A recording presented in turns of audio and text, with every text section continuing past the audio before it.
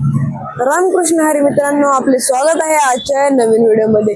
तर मित्रांनो, आजच्या व्हिडिओमध्ये आपण आलेलो आहे देहू या ठिकाणी जगद्गुरू संत तुकाराम महाराज यांच्या दर्शनासाठी। मित्रांनो, आजच्या व्हिडिओमध्ये आपण संत तुकाराम महाराजांचे दर्शन घेणार आहे, त्याबरोबरच या मंदिराबद्दल संपूर्ण माहिती जाणून घेणार आहे। तर चला तर मग व्हिडिओला सुरुवात करूयात। तर मित्रांनो, या ठिकाणी 14 टाळकरी कमानीच्या आत आल्यानंतर आपल्याला या ठिकाणी देहूचा चिंतामणी या गणरायाच्या दर्शन होते। मित्रांनो, या ठिकाणी सर्वप्रथम मी गणरायाचे दर्शन घेऊन माझ्या व्हिडिओचा श्री गणेश केला। मित्रांनो, आपण देखील माझ्या व्हिडिओच्या माध्यमातून गणरायाचे दर्शन घेऊ शकता। मित्रांनो, जगद्गुरू तुकोबारायांची भक्ती आणि छत्रपती शिवरायांची शक्ती यांचा सुरेख असा संगम झाला ते ऐतिहासिक गाव म्हणजे देहू।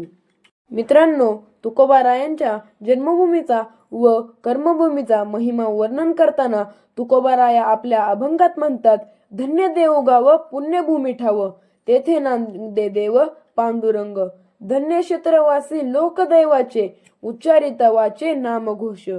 मित्रांनो, या ठिकाणाहून देऊळवाडा व शिळा मंदिर या ठिकाणी जात असताना आपल्याला रस्त्याच्या दुतर्फा पूजेची साहित्य, तुळशीमाळा किंवा विविध ग्रंथ व पुस्तके घेण्यासाठी विविध प्रकारची दुकाने पाहावयास मिळतात। मित्रांनो, या ठिकाणाहून चालत असताना आपल्याला आस लागते पांडुरंग व तुकोबारायांच्या दर्शनाची व आपसुकच आपल्या पायांना वेग येतो। मित्रांनो, पुढे आल्यावर आपल्या डोळ्यात मावणार नाही इतकं मोठं महाद्वार व महाद्वाराच्या वरती गरुडावरती विराजमान तुकोबारायांची सुंदर अशी प्रतिमा आपलं लक्ष वेधून घेते। यानंतर मित्रांनो, या भव्य अशा महाप्रवेशद्वारातून आपला देऊळवाड्यामध्ये प्रवेश होतो। मित्रांनो, आता मी या प्रवेशद्वारातून प्रवेश करून दर्शन रांगेत जाण्यासाठी निघालो आहे। आतमध्ये आल्यावरती आपल्याला या ठिकाणी श्री गणेशाचे दर्शन होते। आपण या ठिकाणी श्री गणेशाचे दर्शन माझ्या व्हिडिओच्या माध्यमातून घेऊ शकता। मित्रांनो, या ठिकाणी गणपती बाप्पाचे दर्शन घेतल्यानंतर जरा पुढे आल्यावर आपल्याला या ठिकाणी श्री गरुड मंदिर पाहावयास मिळते। मित्रांनो, आपण देखील व्हिडिओच्या माध्यमातून गरुड मंदिरात दर्शन घेऊ शकता। मित्रांनो, या ठिकाणी मी श्री गणेश व गरुड मंदिराच्या आत दर्शन घेतल्यानंतर दर्शन रांगेमध्ये जाण्यास निघालो। मित्रांनो, आपण या ठिकाणी दर्शन रांगेमध्ये तुकोबारायांचे दर्शन घेण्यासाठी आलेल्या भाविकांची गर्दी पाहू शकता। मित्रांनो, आपण आता व्हिडिओमध्ये जे पाहत आहात हे देऊळवाड्याच्या आतील दृश्य आहे। मित्रांनो, या ठिकाणी आपण काही तुकोबारायांचे भक्त या ठिकाणी तुकोबारायांच्या गाथा वाचताना पाहावयास मिळत आहेत। त्याबरोबरच मित्रांनो, आपल्याला या ठिकाणी एक पालखी पाहावयास मिळत आहे। याच पालखीने दरवर्षी तुकोबारायांच्या पादुका पंढरपूरला नेल्या जातात। मित्रांनो, या ठिकाणी आपण देऊळवाड्याचे बाहेरच्या बाजूने टिपलेले दृश्य पाहू शकता। मित्रांनो, या ठिकाणी आपल्याला देऊळवाड्यात म्हणजे जी भक्तांची रांग आहे ते आपण या ठिकाणी पाहू शकता। मित्रांनो, या रांगेतून आपण पुढे जाऊन श्री विठ्ठल रुक्मिणीचे दर्शन घेणार आहे। मित्रांनो, मंदिराच्या समोरील बाजूस आपल्याला दीपमाळ त्याबरोबरच हनुमान मंदिर देखील पाहावयास मिळते। मित्रांनो, या ठिकाणी आता आपण विठ्ठल रुक्मिणीच्या दर्शनासाठी जवळच पोहोचलेलो आहे। परंतु मित्रांनो, मंदिराच्या आतमध्ये कॅमेरा अलाउड नसल्याने मी तुम्हाला फोटोच्या माध्यमातून विठ्ठल रुक्मिणीच्या सगुण मूर्तीचे दर्शन देणार आहे। मित्रांनो, या ठिकाणी आपण जी विठ्ठल रुक्मिणीची मूर्तीचे फोटो पाहू शकता ती देऊळवाड्यातीलच विठ्ठल रुक्मिणीचे मूर्तीचे फोटो आहे। आपण देखील माझ्या व्हिडिओच्या माध्यमातून या मूर्तीचे दर्शन घेऊ शकता।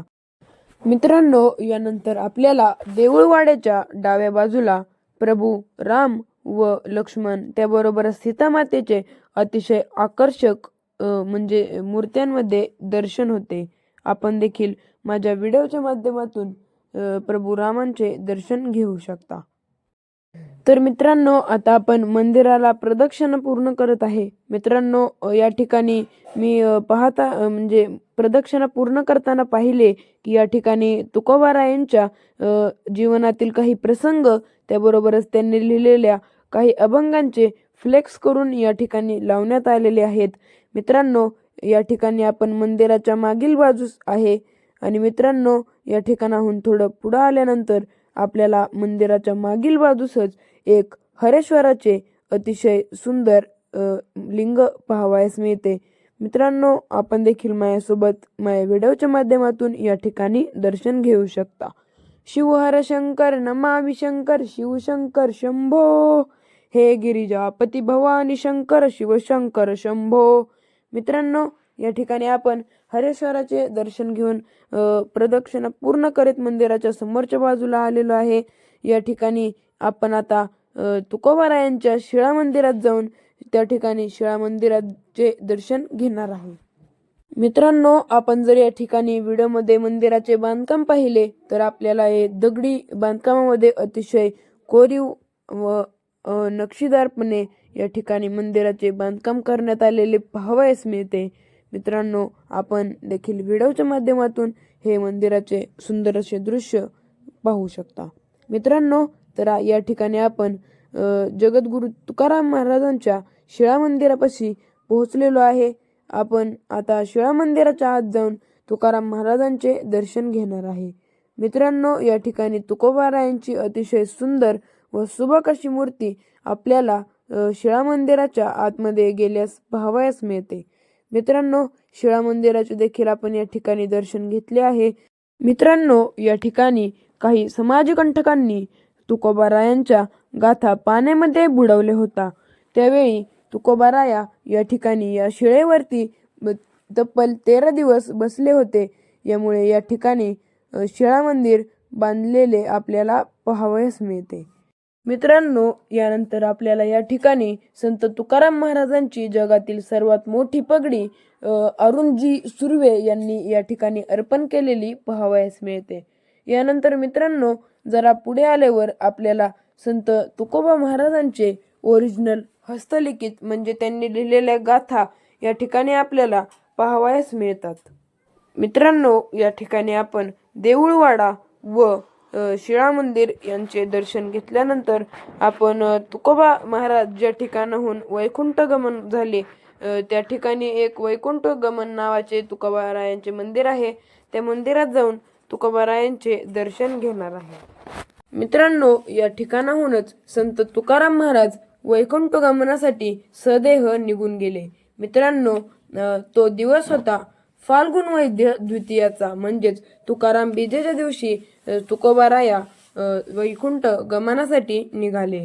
मित्रांनो, संत तुकोबारायांच्या एका अभंगामध्ये याचा उल्लेख होतो.